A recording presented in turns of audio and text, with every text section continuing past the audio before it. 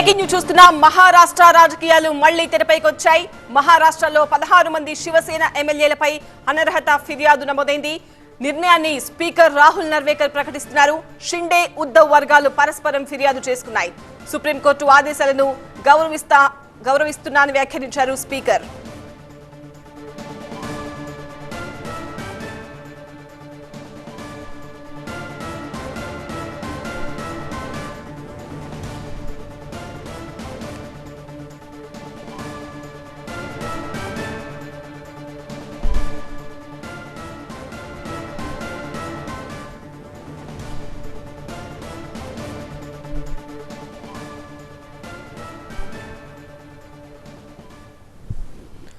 Breaking news. Maharashtra రాజకీయాలు మళ్లీ తెరపైకొచ్చాయి. మహారాష్ట్రలో 16 మంది శివసేన ఎమ్మెల్యేలపై అనర్హత ఫిర్యాదు నమోదైంది. నిర్ణయాన్ని ప్రకటిస్తున్నారు స్పీకర్ రాహుల్ నర్వేకర్. షిండే ఉద్దవ్ వర్గాలు పరస్పరం ఫిర్యాదులు చేసుకున్నాయి. సుప్రీంకోర్టు ఆదేశాలను గౌరవిస్తున్నా అంటున్నారు speaker.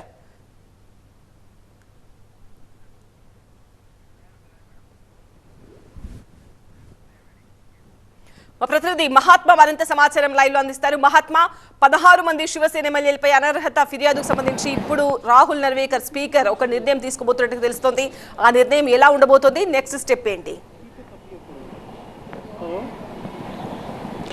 Already speaker Rahul Narwekar తన నిర్ణయాన్ని ప్రకటిస్తున్నారు. తీర్పు వెలువడుతోంది. తీర్పు కాపీని ఆయన చదువుతూ ఉన్నారు.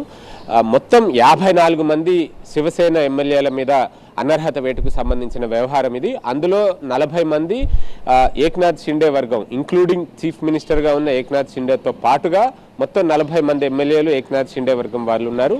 మరొక 14 మంది ఉద్ధవ్ ఠాక్రే వర్గానికి చెందిన శివసేన ఎమ్మెల్యేలు ఉన్నారు. వీళ్ళు పరస్పరం ఒకరిపై ఒకరు అనర్హత వేటుకి సంబంధించిన ఫిర్యాదులు చేసుకున్నారు.